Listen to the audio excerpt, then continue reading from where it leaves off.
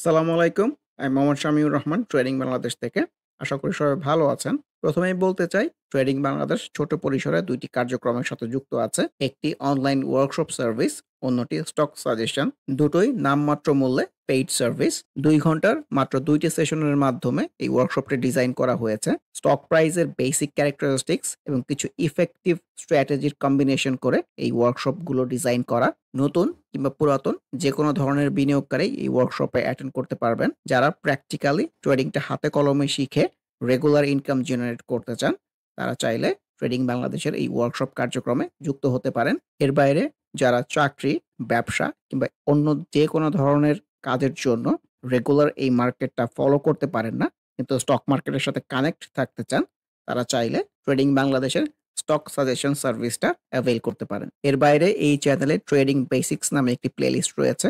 এটি মূলত ট্রেডিং শেখার প্লেলিস্ট। ক্যান্ডেলস্টিক এবং এর বিভিন্ন প্যাটার্ন, বিভিন্ন effective strategy, for example moving average trading strategy, upswing এর বিভিন্ন ফেজ এবং এই ফেজে ট্রেড প্ল্যান করার কোনো স্কোপ আছে কিনা, কিংবা বাউন্স ব্যাক ক্যান্ডেলগুলো কেমন হতে পারে, এসব সহ ট্রেডিং সংক্রান্ত বিভিন্ন বিষয়ের উপর ভিডিও দেয়া আছে। যে যেখানে আছেন সেখান থেকেই ট্রেডিং বেসিক্স প্লেলিস্টটি ফলো করে ট্রেডিং সম্পর্কে আইডিয়া নিতে পারেন। হাক্কানি পাল্প নিয়ে যদি বলতে চাই, একটা আপসুইং এর পরে তো সেল সিনারিও হয়ে একটা ডাবল টপ টাইপ সিনারিও হয়ে কিন্তু কারেকশনের রিফ্লেকশন, ইন্ডেক্সের যেমন রিফ্লেকশন, আমি ফ্যাব্রিক্স এর মধ্যেও মুভিং এভারেজ 50 রেজিস্ট্যান্স তাই বলতে চাই।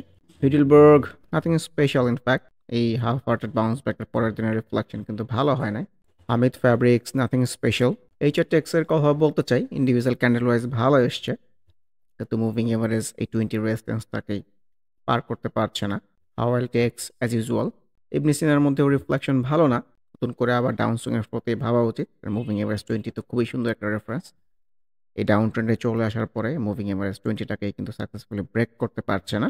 আইবিপির মধ্যেও উল্লেখযোগ্য কোনো কিছু নাই।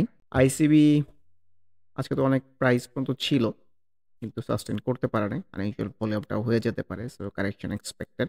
আইসিবি সোনালীর মধ্যে গতকালের হাফ রেট বাউন্স ব্যাকের হালকা রিফ্লেকশন পাওয়া গেছে, ভলিউমটা পেয়েছে, এটা একটা পজিটিভ সাইন। সো এখানে দুইভাবে দেখার সুযোগ আছে যে এইটা আনইউজুয়াল ভলিউম হয়ে যেতে পারে যদি ইন্ডেক্সে সাপোর্ট না থাকে। ভলিউম ডেভেলপ করলে কিন্তু ডেফিনেটলি এখান থেকে সুইংটা উপরের দিকে যেতে পারবে। আইসিআইসিএল ভলিউমটা তো খুবই সুন্দর অ্যাক্টিভ আছে, ক্যান্ডেল ওয়াইজ ভালো আসে নাই। এর আগেও কিন্তু এই টাইপের খারাপ ক্যান্ডেল আমরা এখানে এক্সপিরিয়েন্স করেছি, এখানে এক্সপিরিয়েন্স করেছে। তারপরে কিন্তু আপসুইং এর একটা ফেজের দিকে গেছে। অলরেডি এইটাকে যদি একটা সেল সিগন্যাল বলে, একটা ফেজ, দুইটা ফেজ, তিনটা ফেজ। সো আমার অবজারভেশন হচ্ছে যে একটা আপসুইং এর ৩টা ৪টা ফেজের বেশি হয় না। তো সেই প্রেক্ষাপট থেকে সিনেমা যে খুব একটা ভালো এমনও বলতে চাচ্ছি না। আইডিএলসি প্যানেল খারাপ আসে নাই, অ্যাজ এ হোল একটা সাইড প্লে করার চেষ্টা করতেছে। ইফাদটোস কিন্তু মুভিং এস 20 থেকে রেজিস্ট্যান্স পেয়েছে, তার রিফ্লেকশনটাই, ফলে আমার ডেভেলপমেন্ট নাই, নতুন করে ডাউন সুইং এর ফ্লো। আইএফআইসির মধ্যেও নাথিং স্পেশাল। ইন্ডেক্স অ্যাগ্রোর কথাও বলতে চাই, ভলিউম কিন্তু ডেভেলপ করতে পারছে না, সুইংটাও নিচের দিকে চলে আসতেছে। সো ইন্ডেক্সের উপর অনেক কিছু ডিপেন্ডেন্ট হবে। ইনফ্যাক্ট ইনটেকের মধ্যেও রিফ্লেকশন ভালো না, নিচের দিকে চলে আসার এই রিফ্লেকশন। ইন্ট্রাকো তো কতদিনই মেনশন করতেছিলাম যে মিউচুয়াল ভলিউম টাইপ হয়ে যেতে পারে, তার এই রিফ্লেকশন টাইপ পাওয়া গেছে। IPDC nothing special. ইসলামী ব্যাংক তো আমার কাছে সিনারিও ভালো লাগতেছে না, হাফ রেট বাউন্স ব্যাকেরও ভালো রিফ্লেকশন দেখাতে পারেনি, নতুন করে আবার কারেকশন শুরু হয়ে যেতে পারে। Same goes for Islamic finance. Islamic ইন্স্যুরেন্সের মধ্যেও সিনারিও ভালো না, যেটা আমরা অন্যান্য ইন্স্যুরেন্স সেক্টরের অন্যান্য স্টকের মধ্যে দেখেছি, যদি ভলিউমটা ডেভেলপ করার চেষ্টা করতেছে, এটা একটা পজিটিভ সাইন। অ্যান্ড সিনারিও ভালো না। ISN nothing special. ITC insurance sector graph দেখেও তো বোঝা যাচ্ছে প্রপার একটা সেলসিনো টাইপ এসছে একটা আপসুইং এর পরে, ভলিউমটা আনইউজুয়াল হয়ে যেতে পারে। সো এই ধরনের সিনারিওতে মোস্ট এক্সপেক্টেড কিন্তু কারেকশন, আর ভলিউম যদি আরও ডেভেলপ রাখতে পারে সুইং এর আরও ফেজও হতে পারে। যমুনা ব্যাংক ভলিউমটাও লক্ষ্য রাখতে হবে যে আনইউজুয়াল অ্যাক্টিভিটি চলে আসে কিনা।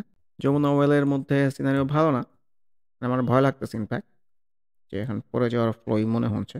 সো মুভিং এভারেজ 2050 একটা ভালো রেফারেন্স হতে পারে এইসব জায়গা থেকে বাউন্স ব্যাক পায় কিনা। জনতা ইন্স্যুরেন্স সেক্টরের মধ্যেও ইন্স্যুরেন্স সেক্টরের same reflection. GMA hospital reflection কিন্তু ভালো না। আমি সবসময় যেটা বলি যে স্টক প্রাইস সুইং করে করে চলে। সুইং হচ্ছে একবারে যতটুকু বেড়ে যায় সেটা একটা সুইং, আবার একবারে যতটুকু কমে যায় সেটাও একটা সুইং। একবারে যতটুকু বেড়ে যায় সেটাকে আমরা আপসুইং বলি, একবারে যতটুকু কমে যায় সেটাকে ডাউন সুইং বলি।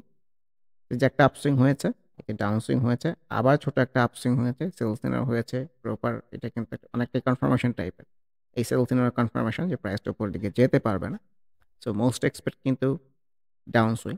সামহাও যদি ডাউন সুইং না হয়ে উপরের দিকে যায় সেক্ষেত্রে কিন্তু এই স্টকটা নতুন করে ট্রেড প্ল্যান করার মতো একটা জায়গায় যাবে। Same goes for GMI syringe, good spinning, nothing special.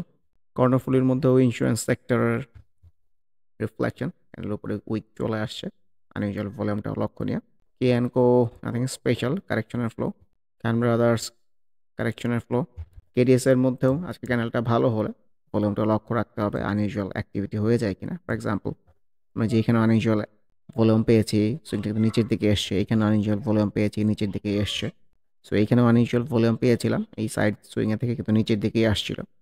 তো সেম বিষয়টা রিপিট যদি করাই দেই বা এইখানেও যদি বলি, এইসব জায়গাতেও কিন্তু সুইংটা বেশি দূরে যায় নাই। তো এই সেম বিষয়টাই রিপিট হলে কিন্তু এখান থেকে কারেকশন হয়ে চলে আসতে পারে। কেয়া কসমেটিক্স নাথিং স্পেশাল। কোহিনুরের আজকের রিফ্লেকশনটাও ভালো না। কেপিসিএল তো ভালো করেছে, সাইড সুইংয়ে চলতেছিল, প্রপার সাইড সুইংয়ে চলতেছিল। ইনফ্যাক্ট ভলিউমটা লক্ষ্য রাখতে হবে, ভলিউম ডেভেলপ করতে পারলে সুইংটা কিন্তু উপরের দিকে যাওয়ার সক্ষমতা সৃষ্টি করবে। KPPL nothing special. Textile sector KTL scenario তো ভালো না। ইনফ্যাক্ট লঙ্কা বাংলা ফাইন্যান্স এগুলোকে আমি সেল সিনারিও রেজিস্ট্যান্স জোনই বলতে চাই, কারণ এই সিনারিওটা এসছে একটা আপসুইংয়ের পরে। কতদিন তো লেগাসি ফুডকে ভালো বলেছিলাম। সো যতগুলো আসলে বাই সিনারিও বা আমরা ট্রেডিংটা যারা শিখতে চাই, ক্যান্ডেলস্টিকের যে সকল প্যাটার্ন দেখে ট্রেড নিতে চাই, ট্রেড প্ল্যানিং করতে চাই, ওইরকমই একটা রিটেস্ট টাইপ সিনারিও ছিল এইখানে। কিন্তু এখন তার পরের দিনের রিফ্লেকশন কিন্তু ভালো হয় নাই। তো ট্রেডিংয়ের প্রেক্ষাপটে সবচেয়ে ওয়াইজ হচ্ছে as early as possible exit plan করে ফেলা। কারো যদি এই ক্যান্ডেলও এন্ট্রি নেওয়া থাকে, পরের দিনের রিফ্লেকশন ভালো হয় না, তো as early as possible exit নেওয়া উচিত। ভলিউমটা কিন্তু আনইউজুয়াল হয়ে গেছে, সো এটাও একটা ইন্ডিকেশন হতে পারে।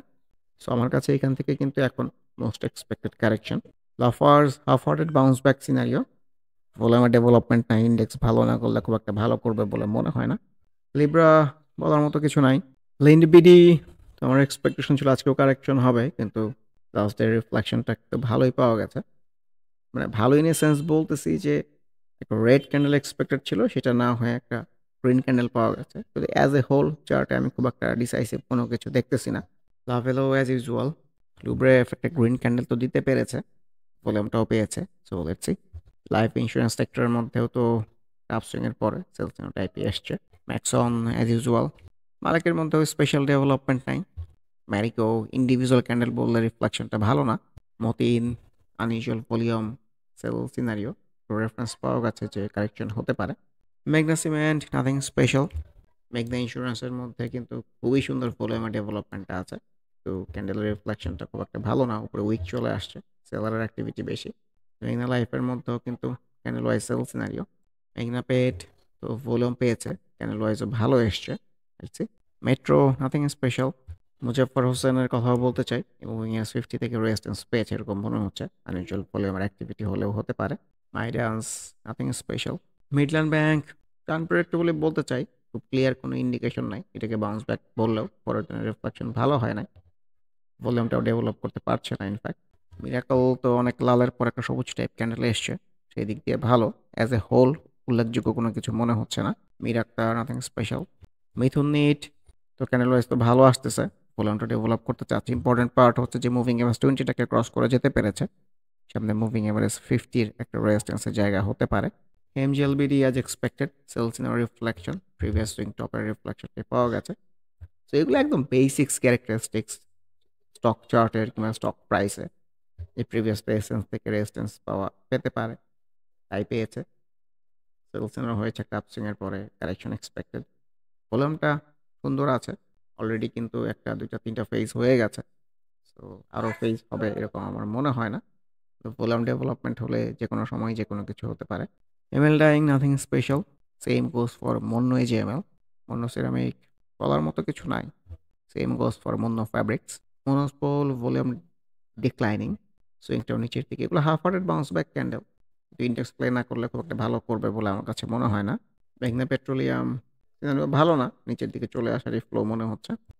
MTB nothing special. নাহির মধ্যেও সিনারিও ভালো না, তো কারেকশন রিফ্লেকশন। অ্যাট লাইফের মধ্যেও কিন্তু আবার সেলস পাওয়া গেছে, একটা সুইং কিন্তু অলরেডি হয়ে গেছে। নামানা সিএনজি নাথিং স্পেশাল। নামানা মারওয়া এই যে একটা আপসুইং এর পরে একটু সাইড প্লে করার চেষ্টা করতেছে। মানে ভলিউম যদি ডিক্লাইনিং হয়, সুইংটাও কিন্তু নিচের দিকে চলে আসবে। এনআরবি ব্যাংকের রিফ্লেকশনটাও ভালো লাগতেছে না। ওএমএক্স তো হুট করে ভালো করে ফেলেছিল, প্রাইসটা সাস্টেইন করতে পারে নাই। ভলিউমটাও হুট করে বেড়ে গেছে। সো খুব একটা যে ভালো সিনারিও এরকমও না। অরেঞ্জ ফিউশনের কথাও বলতে চাই। এই বাউন্স ব্যাকটার কিন্তু সুন্দর রিফ্লেকশন পাওয়া যায়নি। সো নতুন করে কারেকশনের ফ্লোতে ভাবা উচিত। Same goes for Orion pharma. প্যারামাউন্টের মধ্যেও কিন্তু ক্যান্ডেল ওয়াইজ প্রপার সেলসিনো টাইপ এসছে। প্রগতি লাইফের রিফ্লেকশনটা ভালো মনে হচ্ছে না। প্রাইম ব্যাংক তো ভালো করেছে, ভলিউমের ডেভেলপমেন্ট হলে আরও ভালো হতে পারে।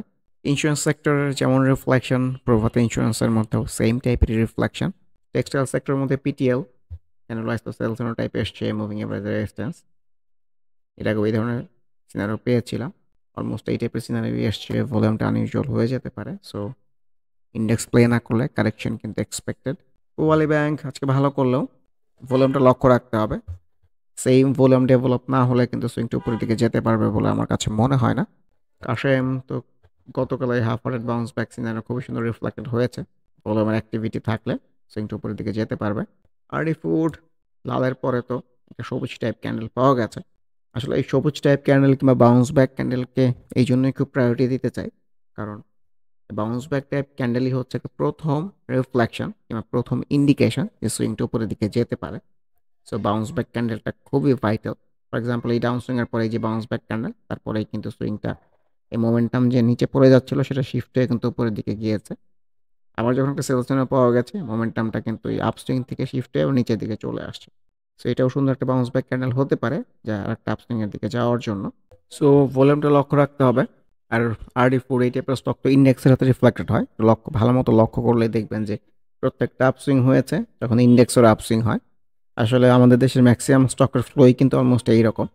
সো ইন্ডেক্স ছাড়া পার্টিকুলার স্টক নিয়ে অবজারভেশন করলে আসলে খুব একটা ফ্রুটফুল হওয়ার সম্ভাবনা নাই।